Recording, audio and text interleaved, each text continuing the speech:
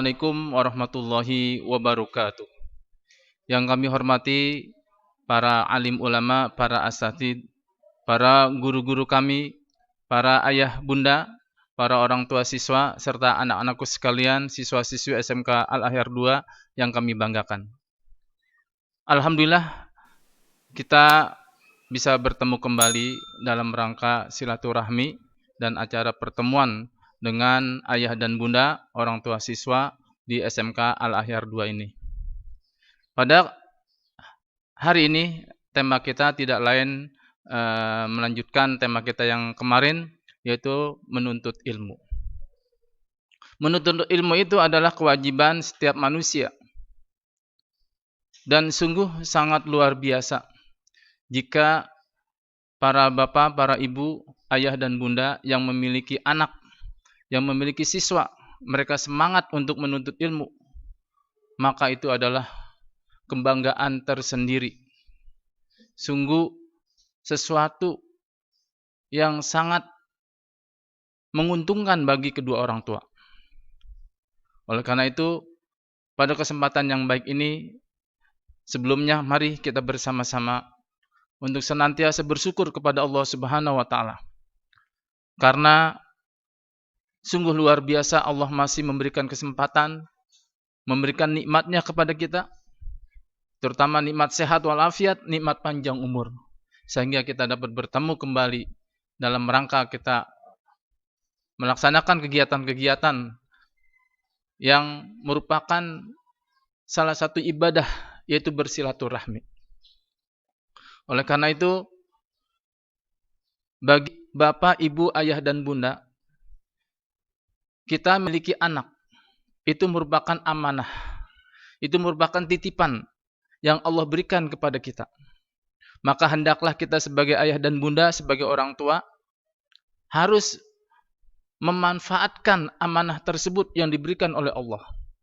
Bagaimana cara menjalankan amanah tersebut? Tentu apabila kita sudah mempunyai anak, maka didiklah anak tersebut. Kita ajarkan anak-anak kita untuk mengenal Allah Subhanahu wa taala sebagai sang pencipta kita. Kemudian mengenal Rasulnya Nabi Muhammad sallallahu alaihi wasallam.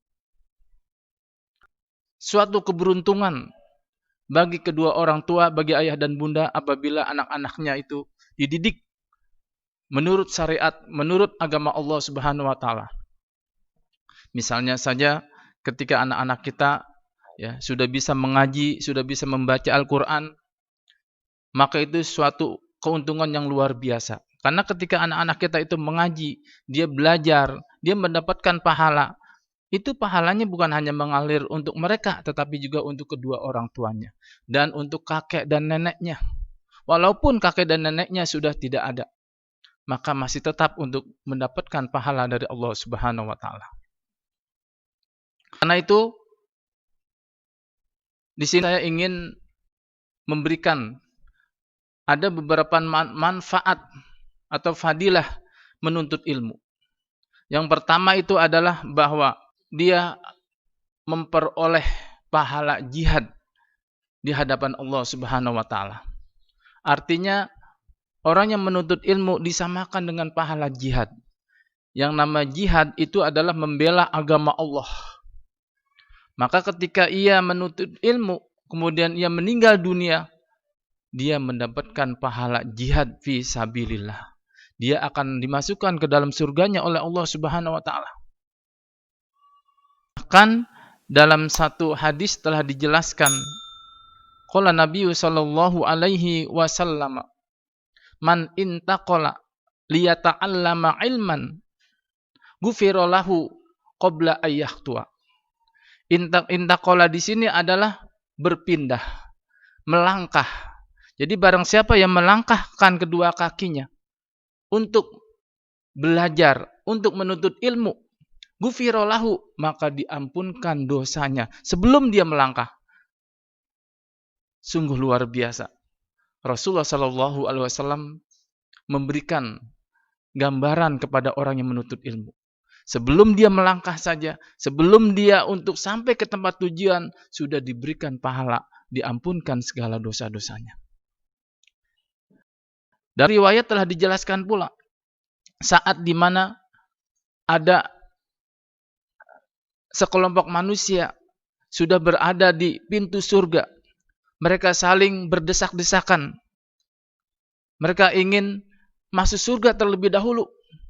Maka malaikat penjaga pintu surga, malaikat Ridwan bertanya, "Ayuhan nas, kenapa kalian ini berdesak-desakan ingin masuk surga terlebih dahulu? Ta'alau ilayya, sini kamu semua, saya ingin bertanya." Maka ditanyalah satu rombongan, "Mengapa kalian ingin masuk surga terlebih dahulu?" Maka mereka menjawab, "Sesungguhnya kami ini adalah orang yang mati fisabilillah.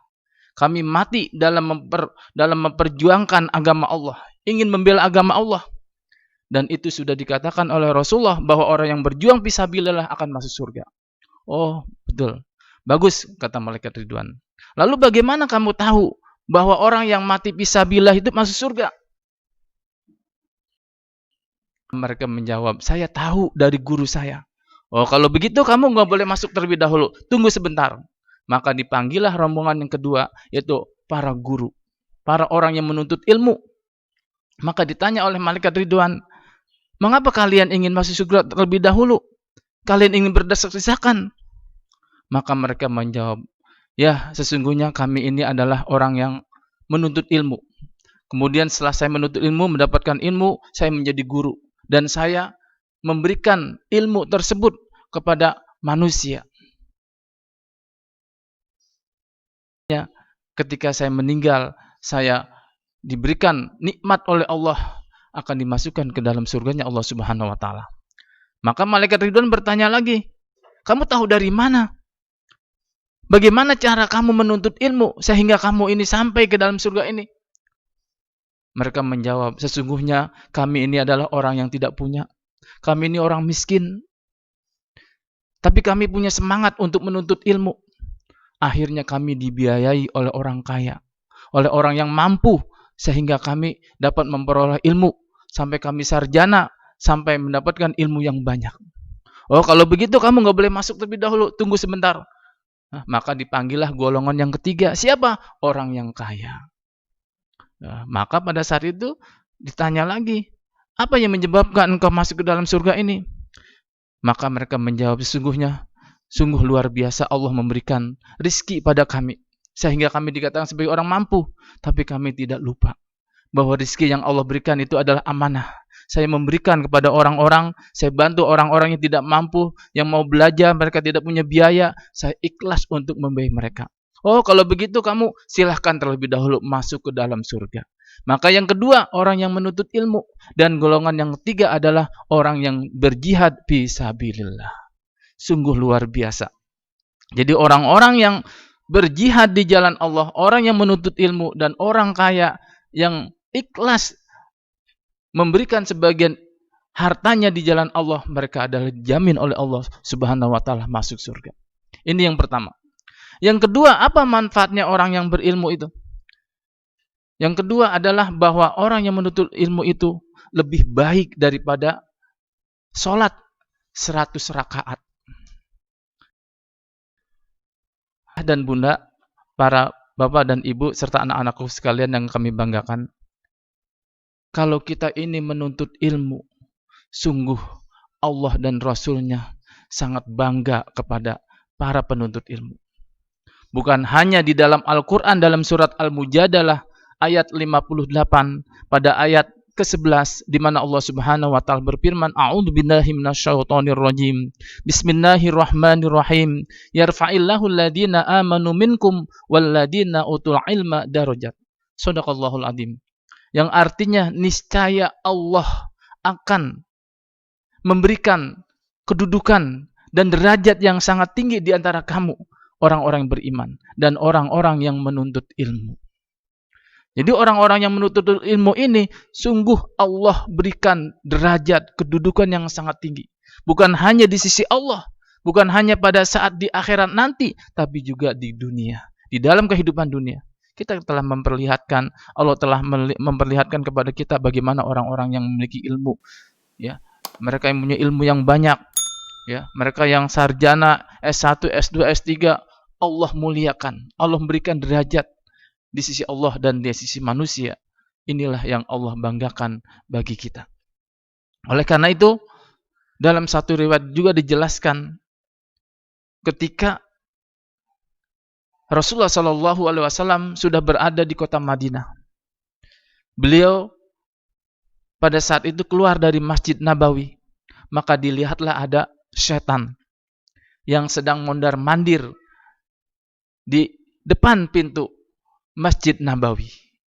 Maka Rasulullah bertanya, "Ya syaitan, walimada anta dhahaba iyaban dhahaban ilahuna wa hunaka?" Mengapa kamu itu kok di depan pintu ini sedang berjalan ke sana kemari? Apa yang kamu perlukan? Ada maksud apa engkau, hai setan? Maka setan tersebut menjawab kepada Rasulullah, "Sesungguhnya aku ingin mengganggu orang yang sedang sholat. Tetapi di sebelahnya ada orang yang sedang tidur. Bahwa orang yang sedang sholat itu sedang beribadah, dia tidak memiliki ilmu. Sehingga mudah untuk aku goda, aku rayu. Tapi karena aku takut terhadap orang yang sedang tidur. Karena orang yang tidur itu adalah orang yang berilmu. Karena ketika ia bangun, aku takut untuk melihatnya. Bahkan mungkin aku bisa terbakar apabila dia membaca ayat-ayat suci Al-Quran."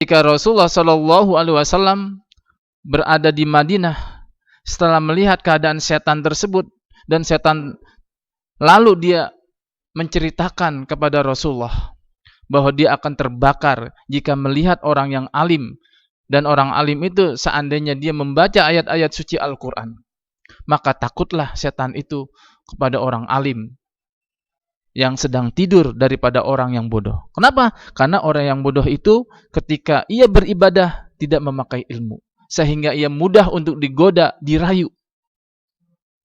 Ya, kadang-kadang ada sebagian orang ketika mereka sudah melaksanakan ibadah atau sedang sholat misalnya, itu kadang-kadang tidak fokus. Kadang-kadang masih teringat tentang sebelum ia sholat, sepatuku sudah aman belum? Pikirannya masih teringat, kunci mobil saya, kunci motor saya sudah ambil atau belum? Masih terbayang. Kenapa? Karena dia tidak tahu ilmu bagaimana ketika ia sedang sholat. Maka benarlah Rasulullah Shallallahu Alaihi Wasallam dalam sebuah hadisnya, beliau bersabda, "Naumul alimi abdolu min ibadatil jahili." Bahwa tidurnya orang alim itu lebih baik daripada ibadahnya orang yang bodoh. Ya. Ini manfaat ilmu yang kedua. Bahwa manfaatnya adalah orang yang menuntut ilmu lebih baik daripada sholat 100 rakaat. Yang terakhir, bahwa menuntut ilmu itu adalah memudahkan jalannya ke surganya Allah Subhanahu wa taala. Rasulullah Shallallahu Alaihi Wasallam telah bersabda dalam sebuah hadis yang diriwayatkan oleh Muslim. Qala Nabi Shallallahu Alaihi Wasallam, "Man salaka tariqan yaltamisu fihi ilman, sahalallahu tariqan ilal jannah." Yang artinya, barang siapa yang menempuh satu jalan, di mana jalannya itu dalam rangka menuntut ilmu, maka Allah akan memudahkan jalannya ke surga. Sungguh beruntung bagi ayah dan bunda, bagi bapak, ibu, serta anak-anak sekalian berbahagia. Orang yang menuntut ilmu itu sudah dijamin oleh Allah jalannya ke surga. Maka janganlah kita lupa untuk selalu memberikan motivasi, memberikan semangat kepada anak-anak kita. Betapa pentingnya menuntut ilmu ini. Karena Allah Subhanahu wa taala, Dia tidak akan merubah suatu kaum, Dia tidak akan merubah suatu atau seseorang kalau ia belum merubah bagi dirinya. Oleh karena itu, dengan ilmu yang kita miliki nanti, maka insya Allah kita akan mengetahui apa yang kita tidak tahu. Ayah dan bunda serta anak-anak sekalian yang kami banggakan, itu bisa menjadi sahabat kita. Anak itu bisa menjadi teman kita, bukan hanya di dunia, tetapi juga di akhirat nanti. Dia akan menjadi penolong kita. Dalam satu riwayat telah dijelaskan ketika ada seorang anak, mereka itu sudah berada di dalam surga, memang dipersilahkan oleh Allah untuk masuk surga. Malaikat Ridwan sampai berkata, "Ya walad, tafadhal dukhulan ilal jannah." Silahkan kamu masuk surga. Kamu sudah dijamin oleh Allah solehanmu karena keilmuanmu ketika hidup di dunia. Lalu apa dijawab oleh anak tersebut? Ya Allah, saya tidak akan masuk surga kalau saya belum melihat kedua orang tua saya, atau saya ingin bersama-sama kedua orang tua saya masuk surga. Maka dipersilahkan anak tersebut untuk melihat kedua orang tuanya di dalam surga. Ternyata tidak ada. Maka diizinkan anak ini untuk melihat keadaan neraka. Maka dipersilahkan kepada Allah. Sampailah ia kepada pintu neraka. Dan malaikat Malik sebagai penjaga pintu neraka dipersilahkan untuk melihat kedua orang tuanya. Ternyata benar, kedua orang tuanya sedang mendapatkan siksa azab dari Allah Subhanahu wa taala. Maka dengan izin Allah Subhanahu wa taala, karena anaknya soleh, anaknya menuntut ilmu, anaknya pintar mengaji, anaknya sering belajar, akhirnya kedua orang tuanya diajak ke dalam surganya Allah Subhanahu wa taala. Sebaliknya bagi anak yang tidak pernah belajar, bagi anak yang tidak pernah mengaji, dia bukan menjadi sahabat, penolong kedua orang tuanya, tetapi dia menjadi musuh di dunia tetapi juga di akhirat nanti.